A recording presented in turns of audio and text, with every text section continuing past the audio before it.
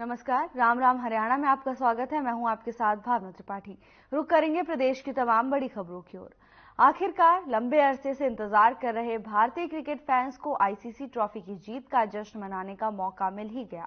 रोहित शर्मा की अगुवाई में भारतीय टीम ने बारबाडोस में टी20 वर्ल्ड कप के फाइनल मुकाबले में दक्षिण अफ्रीका को 7 रनों से हराकर 17 साल बाद टी20 विश्व कप अपने नाम कर लिया है। जीत के साथ ही भारत के नाम अब 2 टी20 वर्ल्ड कप ट्रॉफी हो गई है। बता दें कि टी20 फाइनल मुकाबले में कप्तान रोहित शर्मा ने टॉस जीतकर पहले बल्लेबाजी का फैसला लिया, जिसके बाद बल्लेबाजी में भारतीय टीम ने विराट कोहली के शानदार 76 और अक्षर पटेल के ताबड़तोड़ 47 रनों की बदौलत 20 ओवर में 176 रन बताए। 177 रनों का पीछा करने टीम मैदान में उतरी। भारत की धारदार बॉलिंग के सामने अफ्रीकी टीम लक्ष्य हासिल करने में असफल रही। जसप्रीत बुमराह की अगुवाई में भारत की पेस तिगड़ी ने टीम इंडिया को विश्व चैंपियन बनाने में महत्वपूर्ण योगदान दिया। बुमराह और अर्शदीप सिंह ने फाइनल मैच में 2 विकेट लिए, तो वहीं हार्दिक पांड्या ने 3 बहुमूल्य विकेट हासिल किए। फाइनल में शानदार पारी खेलने वाले विराट कोहली को मैन ऑफ द मैच चुना गया, तो वहीं पूरे टूर्नामेंट में भारत को अपनी करिश्माई गेंदबाजी से जीत दिलाने वाले जसप्रीत बुमराह को मैन ऑफ द टूर्नामेंट के खिताब से नवाजा गया। और आखिरकार कड़ी मेहनत के बाद भारत ने टी20 वर्ल्ड कप की ट्रॉफी पर जीत हासिल कर ली।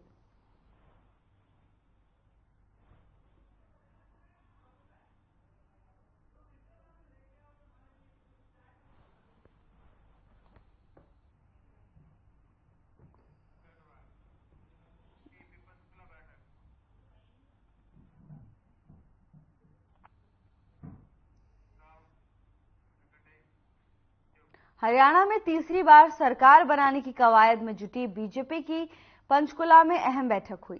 सेक्टर 3 स्थित ताऊ देवीलाल स्टेडियम में आयोजित होने वाली प्रदेश स्तरीय बैठक में केंद्रीय गृह मंत्री अमित शाह, सीएम नायब सिंह सैनी, केंद्रीय मंत्री एवं विधानसभा चुनाव प्रभारी धर्मेंद्र प्रधान, सह प्रभारी बिप्लब कुमार देव, केंद्रीय मंत्री मनोहर लाल समेत अन्य वरिष्ठ नेता शामिल हुए। विधानसभा के चुनावों की रूपरेखा तैयार करने के अलावा अमित शाह ने पार्टी कार्यकर्ताओं में नया जोश और उत्साह भरा। इसके साथ ही पार्टी कार्यकर्ताओं को जीत का मंत्र दिया।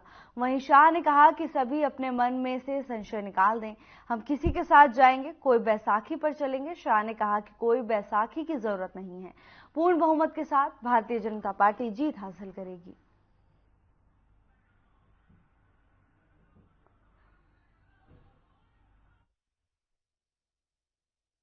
इस विस्तृत कार्य समिति के बाद पंडाल से बाहर आ रही है।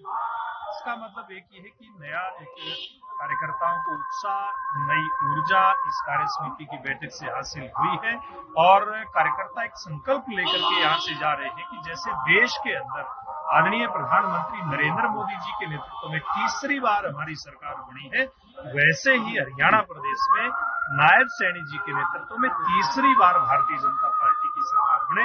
आज इस प्रकार का मूल मंत्र यहाँ से कार्यकर्ताओं को दिया गया। और इस बैठक के अंदर सभी नेताओं ने जो सरकार की उपलब्धियां वो जन जन तक पहुंचाने के लिए और जो आने वाला विधानसभा का चुनाव है उसकी तैयारी हेतु कमर कसने की बात कही है। सभी कार्यकर्ता एकजुट होकर के तीसरी बार हरियाणा प्रदेश के अंदर भारतीय जनता पार्टी की सरकार, और विशेष बात एक जो कही कि भाई नायब सिंह सैनी जी के नेतृत्व में अगली सरकार बनने वाली है, इससे एक स्पष्ट संदेश उन्होंने सभी को दे दिया है कि किसी के मन में कोई गलतफहमी न रहे।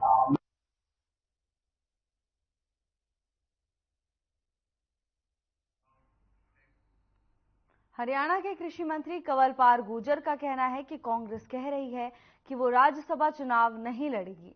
इसका मतलब उनके पास सदस्यों की कमी है, जबकि हमारे पास पूर्ण बहुमत है। हम कई बार कह चुके हैं कि वो राज्यपाल के सामने परेड करवा लें। राज्यपाल हमें आदेश देंगे तो हम विधानसभा का सत्र बुलाकर अपना बहुमत सिद्ध करेंगे। इसके साथ ही उन्होंने कहा कि जेजेपी द्वारा कांग्रेस को राज्यसभा चुनाव में समर्थन देने की चर्चा पर टिप्पणी करते हुए कंवरपाल गुर्जर ने कहा कि ये जेजेपी का मामला है, वो जिसे समर्थन देना चाहे दे, हमारे पास पूर्ण बहुमत है।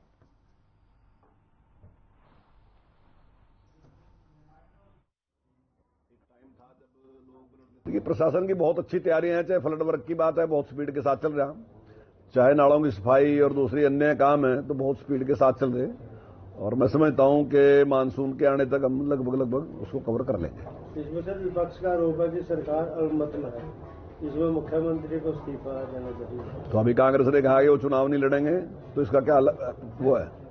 कांग्रेस ये कह रही है कि राज्यसभा का चुनाव वो नहीं लड़ेगी, तो इससे स्पष्ट है कि हम बहुमत में है, तभी तो कह रही है वो नहीं लड़ेंगे चुनाव।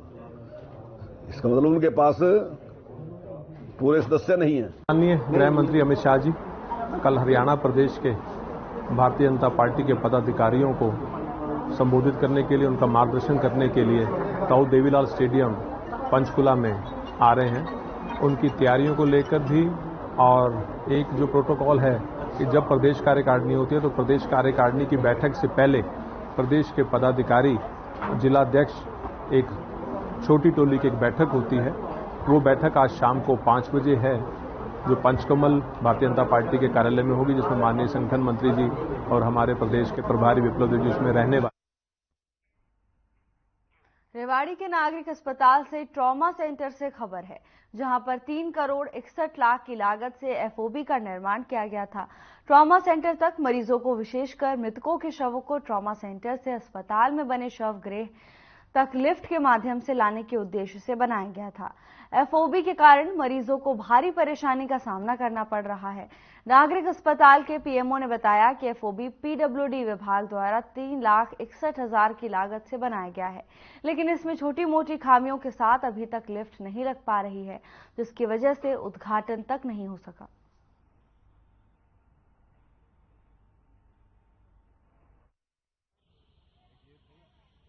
ये फुट ओवर ब्रिज है जो लगभग 3 करोड़ 61 लाख की राशि से जो बनाया जाना था। इसका जो दो पीडब्ल्यूडी की 2 डिवीजन से इसका काम देख रही हैं। जो सिविल वर्क है उसका काम लगभग पूरा हो गया। उसमें जो माइनर कमियां हैं उनके बारे में हमने संबंधित शाखा को इन्फॉर्म कर रखा है। जो लिफ्ट का काम है वो भी बकाया है, तो उसका काम अभी पीडब्ल्यूडी इलेक्ट्रिकल डिवीजन की तरफ से। आपने जो लेटर लिखा, क्या उनकी तरफ से कोई आश्वासन मिला या कोई उनका कोई जवाब आया इस पर? जवाब इसमें सिर्फ सिविल डिवीजन का आया था। उन्होंने कहा था कि हमारा काम पूरा हो गया।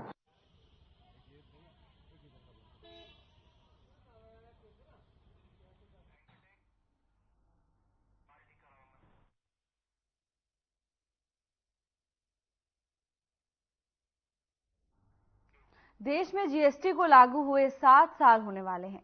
1 जुलाई 2017 को जीएसटी देश में लागू हो गई थी।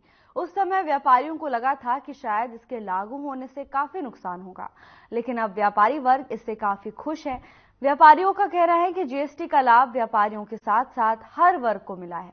इंडिया का डेवलपमेंट जीएसटी के कारण ही हो रहा है और उनका कहना है कि सरकार का ये एक अच्छा कदम है। वहीं जीएसटी के विशेषज्ञों का कहना है कि जब से जीएसटी देश में लागू हुआ है, तब से सरकार के पास रेवेन्यू भी बढ़ रहा है, जिससे डेवलपमेंट हो रही है।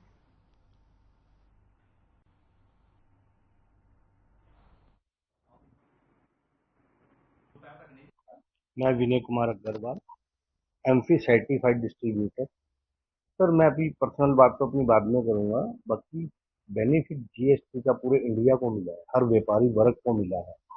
इंडिया हमारा डेवलप ही जीएसटी करके हुआ है। जितना पैसा पहले स्टेट गवर्नमेंट पे जाता था, फिर सेंटर पे जाता था, अब डायरेक्ट पैसा स्टेट और सेंटर पे जाता है। वो स्टेट गवर्नमेंट, सेंट्रल गवर्नमेंट पे पैसा जाने से डेवलपमेंट उसमें बहुत ज्यादा होती है। हमारा इतना इंफ्रास्ट्रक्चर डेवलप हुआ है, इतने सरकार ने एम्स बनाए हैं, इतने लोगों को फैसिलिटीज मिल रही है, ये जीएसटी में। जीएसटी एक बहुत सरल कानून सरकार ने बनाया है, जिसको बड़ी सरलता से हम लोग अपने बिजनेस में इम्प्लीमेंट कर पा रहे हैं। मैं सुभाष गोयल सीए। जैसे कि आपने बताया, जीएसटी के 1 जुलाई को 7 साल हो जाएंगे और जब से जीएसटी इंडिया में इम्प्लीमेंट हुआ है, सरकार के पास रेवेन्यू बहुत ज़्यादा बढ़ रहा है। इसीलिए इंडिया में डेवलपमेंट वर्क बहुत ज़्यादा हो रहा है। GST collection day by day, हर महीने आप भी पढ़ते होंगे, हर महीने बढ़ रही है और यही पैसा आम सब लोगों के लिए गवर्नमेंट खर्च कर रही है। जीएसटी में आपको तो टैक्स डबल नहीं देना पड़ता, सिंगल टैक्स लगता है, वन नेशन वन टैक्स है। और इसमें ट्रेडर्स को बड़ा फायदा हो गया कि जितने अक्रॉस द रोड जो बॉर्डर होते थे, बैरियर होते थे, वो सारे खत्म हो गया।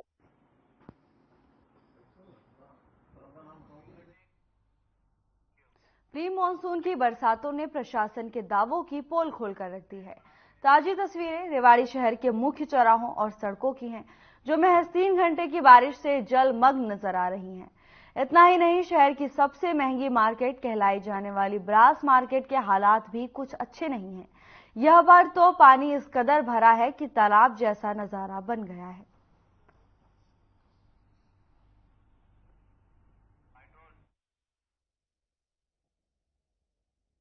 हालात ये है कि जब बारिश अब इस मौसम में तो होनी होनी है, जब पता है प्रशासन को बारिश होगी तो पहले से इंतजाम किए हैं। कोचिंग के बच्चे परेशान है, कस्टमर नहीं आ रहे। हमें भी अगर आते हैं तो जूते चप्पल पहन के आते हैं तो उसमें भी पानी घुस जाता है। हम इतने परेशानी होती है। 2018 से मैं यहाँ काम कर रहा हूँ, मैंने डीसी भी आ चुके, सब आ चुके, लेकिन कभी भी इसका समस्या का कोई हल नहीं।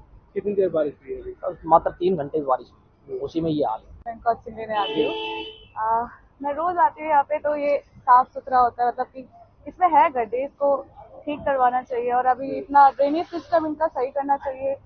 ऐसा इतना पानी वगैरह एक्सीडेंट्स होने के बहुत ज्यादा चांसेस है। अभी बारिश 2 घंटे ही आई रात को। 2 घंटे में देखो आप, इतना हाल है। अगर थोड़ी देर और होती तो रेवाड़ी डूब जाता मेरे हिसाब से। तो क्योंकि अभी बारिश होनी है, प्री मानसून है, तो क्या कहना चाहते हैं सर? एक्चुअली बात ये है कि हमारे सारे मार्केट कमेटी के जो सदस्य हैं या प्रधान जी हैं, मतलब मार्केट में जितने भी जिनकी भी शॉप्स हैं, उन सब ने अपने अपने लेवल पे सब संगठित होकर के पूरा प्रयास किया है कि सरकार तक हमारी बात पहुंचे। माननीय अरविंद यादव जी भी आए थे, उन्होंने भी कुछ सफाई का कुछ काम करवाया था, इसके लिए हम उनके धन्यवाद ये पात्र हैं।